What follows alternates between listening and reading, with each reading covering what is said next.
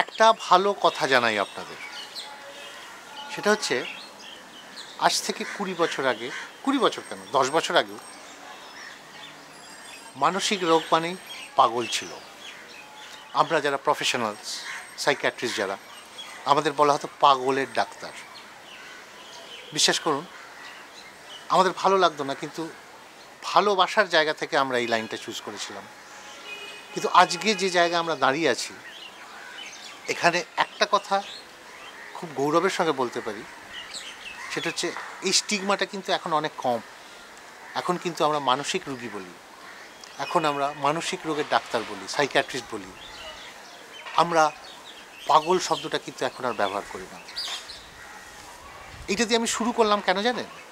সেটা হচ্ছে এখন এতটাই অ্যাওয়ারনেস বেড়েছে যে আমরা মানসিক রোগের নাম অবধি জানতে শিখেছি।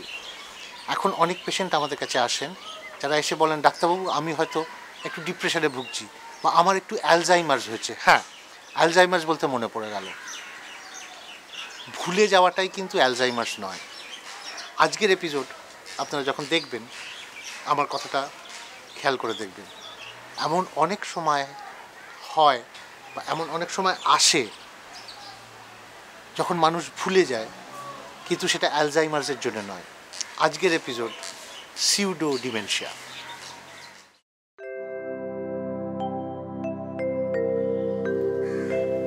কি গো, তুমি এখনো বসে আছো? তোমাকে না বললাম মা তোমাকে ডাকছেন? যাচ্ছি, দেখছো তো কাগজটা একটু চোখ বোনাচ্ছে। তুমি তো জানো মা একটুতেই কিরকম অধৈর্য হয়ে পড়ে।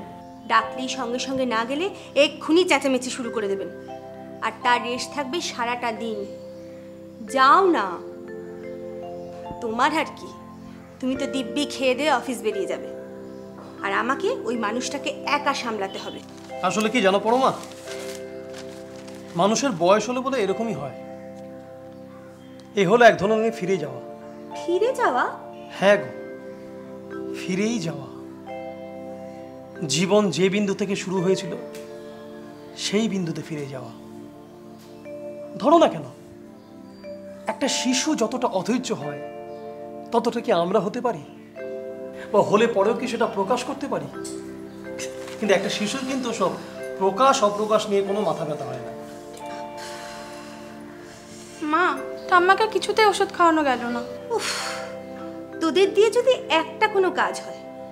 এখন যাই তোর ঠাম্মাকে ওষুধ খাওয়াতে, আর আমার মাছটা রান্নাঘরে পুড়ে যাক। সত্যি। তুমি ঠাম্মার কাছে যাও, ওই মাছটা দেখছি। এই না থাক, আমি যাচ্ছি। ওষুধ কোথায়? ঠাম্মার কাছেই রাখা আছে।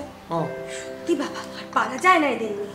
এই ঝুমু, মা কি বলছে রে? কি জানি এই শাল না কি খুঁজছে, সেটা না পেলে আজকে জল পর্যন্ত ছোবে না বলেছে। ঠিক আছে, আমি দেখছি। তুই পড়তে যা, সকালটা নষ্ট করিস না।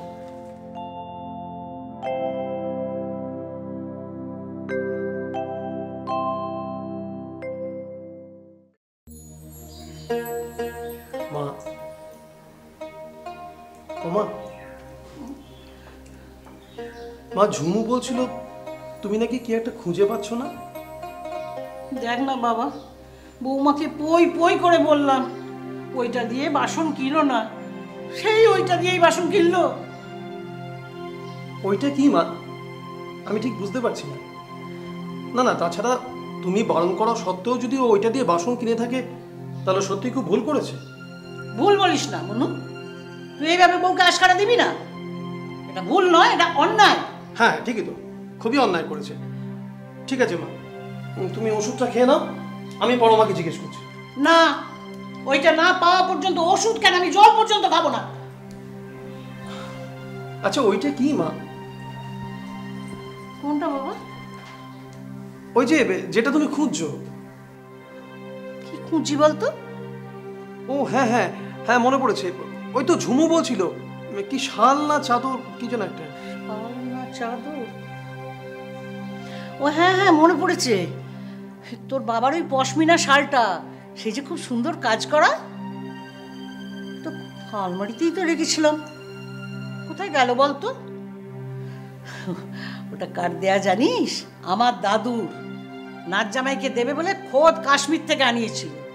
সেই সময় ওটার দাম কত ছিল জানিস? 2000 টাকা। ওরে বাবা, 2000? ঠিক আছে মা, তুমি ওষুধটা খেয়ে নাও। এনাও। এনাও।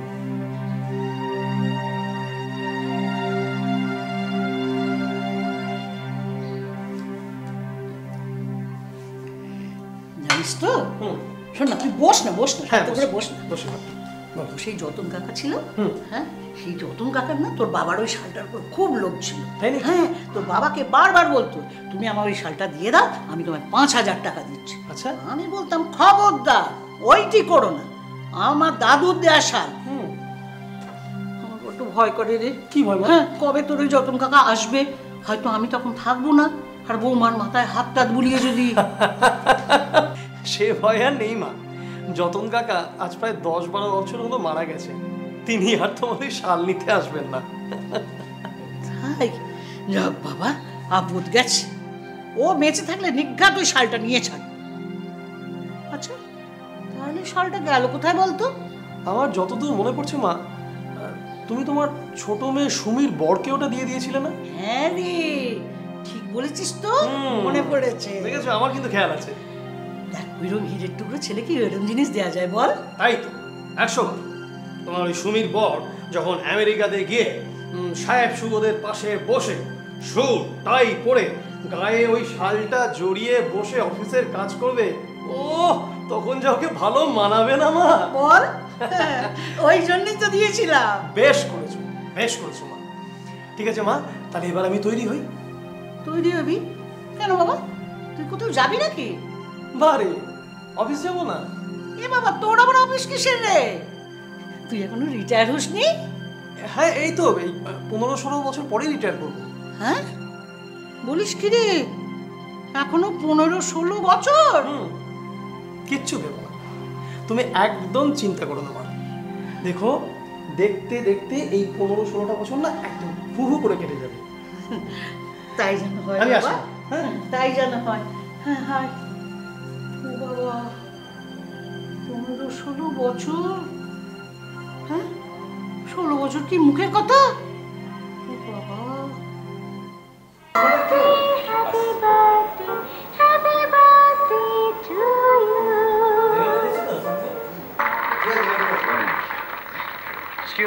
Excuse me please. जैसा भी वो चलते हैं, उठते हैं, बैठते हैं, हंसते हैं, जैसा भी वो करते हैं, मैं भी वैसा ही कर सकता हूँ। Like, जैसे वो खड़े हैं इस वक्त, like this. Can't do it. কিরে, আজ এত তাড়াতাড়ি কলেজ থেকে ফিরে এলি? কি আজকেও ক্লাস হলো না? হচ্ছে মোটে দুটো, যতক্ষণ না কলেজ ইউনিয়নের ইলেকশনটা মিটছে ততদিন এরমই চলবে। কলেজে পড়াশুনো বাদ দিয়ে আর সব ঠিকঠাক চলছে। টাকার শ্রাদ্ধ হচ্ছে, সরকারেরও আর সাধারণ মানুষেরও। যা যা, হাত মুখ ধুয়ে নে, ফ্রেশ হয়ে নে, যা। মা, ঠাম্মা কোথায় গো? কেন, ঘরে? ঘরে তো ঠাম্মা নেই। তাহলে হয়তো টয়লেটে গেছেন, দেখ। বাইরের দরজাটা কিন্তু খোলা ছিল মা। কোন দরজা? কেন, বাইরের? বাইরের দরজা? হ্যাঁ, তাই তো দেখছি। তুইও তো আজকে কলিং বেল না বাজিয়ে এলি, তাই না? তুমি দুপুরে বাইরের দরজাটা দিয়েছিলে কাজের লোক চলে যাবার পরে?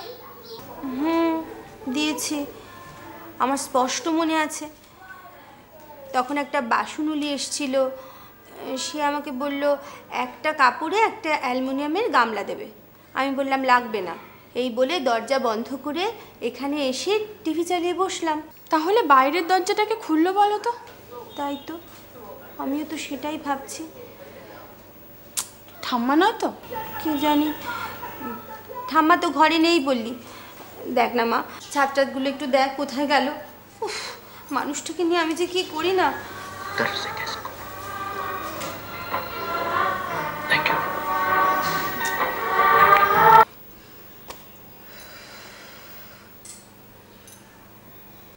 কি বললে? মা বাড়িতে নেই? তাহলে কোথায় গেল? না না, দাদার বাড়িতে যায়নি তো? হ্যাঁ, এর আগে একবার বৌদির কাছে। ও, ওখানে যায়নি? তাহলে কোথায় গেল বলো তো? সে তো ঠিকই, তুমি বা জানবে কোথেকে, জানলে ফোন করবে কেন? ঠিক আছে ঠিক আছে, আমি যাচ্ছি। শোনো না, এক কাজ করো, তোমরা বরঞ্চ একটু আশেপাশে খোঁজ খবর নাও। হ্যাঁ, হ্যাঁ হ্যাঁ হ্যাঁ, আমি আসছি আসছি আসছি। অদ্ভুত, এ তো একটা নতুন উপসর্গ বাঁধালো, কিন্তু গেল কোথায়?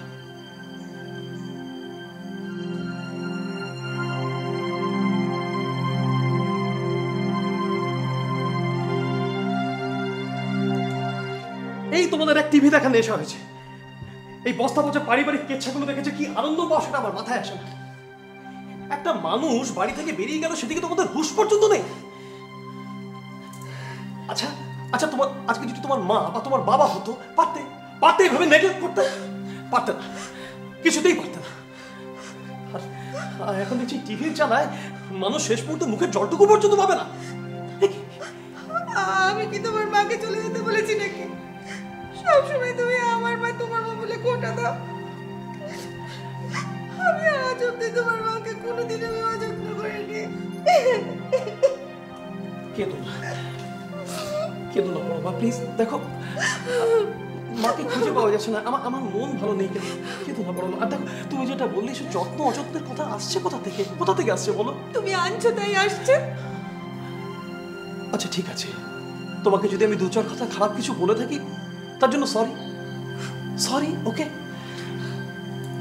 এতক্ষণ হয়ে গেল, মাকে খুঁজে পাওয়া যাচ্ছে না, আমার খুব দুশ্চিন্তা হচ্ছে। না, আর বসে থেকে লাভ নেই, যা করো আমাকেই করতে হবে। আমি যাচ্ছি। কোথায় যাচ্ছ? ভয় নেই, আমি হারাবো না। আহা, বলবে তো কোথায় যাচ্ছ? যাই এবার একটু থানা পুলিশ করি, লোকাল হাসপাতাল বা নার্সিং হোমটাতে খোঁজ করি। যদি সত্যি ভালো মন্দ কিছু হয়ে থাকে। একটু চা খেয়ে যাবে? না পড়ো, মুখটা বড্ড তেতো লাগছে। বাবা, বাবা ঠাম্মা এসে গেছে, জল দাও মুখটা নিয়ে। মা, তাই তো। আসুন আসুন আসুন, আমরা আমরা চিন্তা করে করে একেবারে বসুন। কোথায় গেছিলেন আপনি? মা, মা গো, কোথায় গিয়েছিলে মা? আর কেনই বা গিয়েছিলে? তোমার কি এ বাড়িতে খুব বোর লাগে? ঠিক আছে, তাহলে তো তুমি তোমার বৌমার সঙ্গে টিভি দেখতে বা একটু গল্প করতে পারো। ওরে, আমার কি গল্প করার সময় আছে? আমি কোথায় গেছিলাম জানিস? কোথায়? আমার স্কুলে, আমি যেখানে পড়াতাম। আরে আমার পেনশনটা কতদিন ধরে আটকে রেখেছে জানিস? ভাবলাম যাই একটু ধমক ধমক দিয়ে আসি।